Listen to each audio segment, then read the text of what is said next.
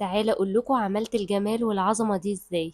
كوبايتين من دقيق المخبوزات عليهم ذره ملح، ونص كوبايه من الميه الدافيه دوبت فيها معلقه كبيره من السكر. بدات انزل بالميه حبه حبه على الدقيق وعجن، والكميه دي اخدت معايا نص كوبايه بالظبط، ممكن تاخد اقل او اكتر معاكوا على حسب نوع الدقيق. وعجنت لمده 10 دقايق لحد ما بطلت تلزق في ايدي وفي الطبق. بعدين غلفتها بالزيت وغطيتها وسبتها ترتاح ساعه. عشان اعمل الحشوة عندي كوبايتين من اللبن الساقع، حطيت عليهم سكر حسب الرغبة وكيس من الكاسترد، قلبتهم الأول على البارد لحد ما الكاسترد داب، وبعد كده رفعتهم على النار مع التقليب المستمر لحد ما الكاسترد تقل.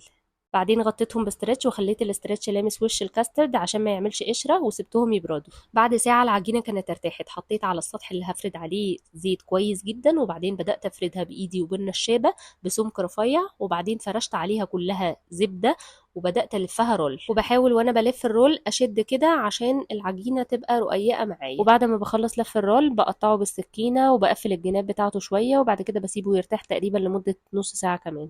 بعد ما ترتاح باخد كل قطعة وافردها بإيدي، وبعد كده بحط فيها زبدة تاني واطبقها. وفي المرحلة دي بقى لو الجو حر بحطها كده 10 دقايق تمسك نفسها في التلاجة، وبعدين بدوس على القطعة بإيدي وبقطع حتة كده بالسكينة وبحط الحشوة وابدأ أقفل عليها بالطريقة دي. لما بخلص الكمية برصهم في الصينية وبحطهم في الفرن على درجة حرارة عالية، ولو عايزينهم أطرى ممكن تسووهم كمان في طاسة على النار من فوق. ولما تطلع من الفرن ممكن ترشوا عليها سكر بودرة، أو ممكن كمان تدهنوها بمربى. واستمتعوا بقى بأحلى فطيرة كاسترد هتاكلوها.